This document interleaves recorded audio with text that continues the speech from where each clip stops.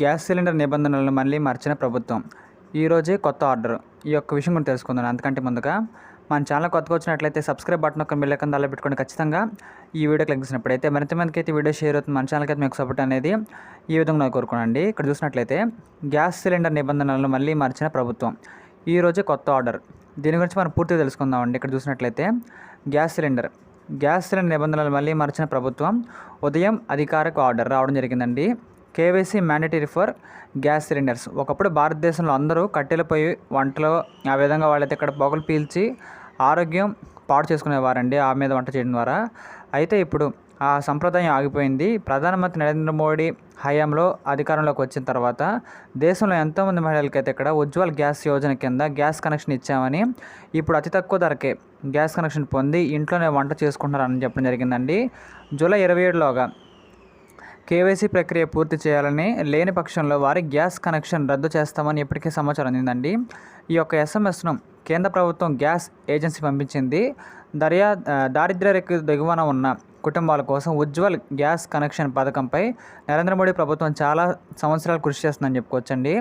Gas సిలిండర్లకు KYC తప్పనిసరి కాదా? Ujjwal gas connection Yojana కింద సిలిండర్ కనెక్షన్ ఉన్న వ్యక్తులకు సిలిండర్ 800 మరియు 372 భారీ సబ్సిడీ కూడా ఇవ్వబడుతుందండి. తద్వారా ఇలా చాలా తక్కువ ధరకి మనం అందుబాటులోకి తీసుకురావచ్చు. గ్యాస్ కనెక్షన్ కొనసాగాలంటే ఈ పని తప్పకుండా జరగాల్సిన సహజ గాయువు చూసినట్లయితే శాఖ కూడా తెలుస్తుంది. తప్పకుండా ఇలా చేయండి, లేదంటే గ్యాస్ కనెక్షన్ పోతుంది. అదేంటంటే ప్రతి ఒక్కరూ 2 వారాల్లో కేవైసీ అప్డేట్ చేయాల్సి ఉంటుందండి. పబ్లిక్ సెక్టర్తో కనెక్షన్ ఉన్న ప్రతి గ్యాస్ కంపెనీ కూడా తన వినియోగదారులతో పాటు యొక్క నిబంధనలను పాటించాలి.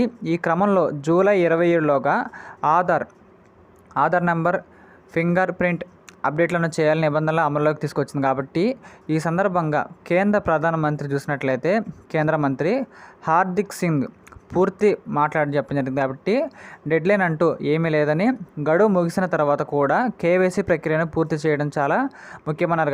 కాబట్టి ఈ యొక్క సొంత చొరవతో వెళ్ళి కేవైసీ అప్డేట్ చేసుకోవడం మంచిదని చెప్పవచ్చండి. అందువల్ల మనకి ఫైనల్ డేట్ వచ్చేసి ఇక్కడ జూలై 27 అంటున్నారు, కానీ జూలై 27 తర్వాత కూడా మనకి అవకాశం ఉండేది. కాబట్టి మనం చేసుకోవచ్చండి. కానీ ఈ లోపల చేసుకుంటే మనకైతే ఫాస్ట్గా వర్క్ అయిపోయింది. కాబట్టి ఎవరైతే ఇంకా కేవైసీ చేసుకోలేదో వాళ్ళందరూ కూడా మీ యొక్క గ్యాస్ కంపెనీకి వెళ్ళి కేవైసీ చేసుకోవచ్చండి. ఇలాంటి మరిన్ని కరెంట్ అఫైర్స్ కోసం మన ఛానల్ని లైక్ చేయండి, షేర్ చేయండి, సబ్స్క్రైబ్ చేసేయండి ఖచ్చితంగా. Thank you.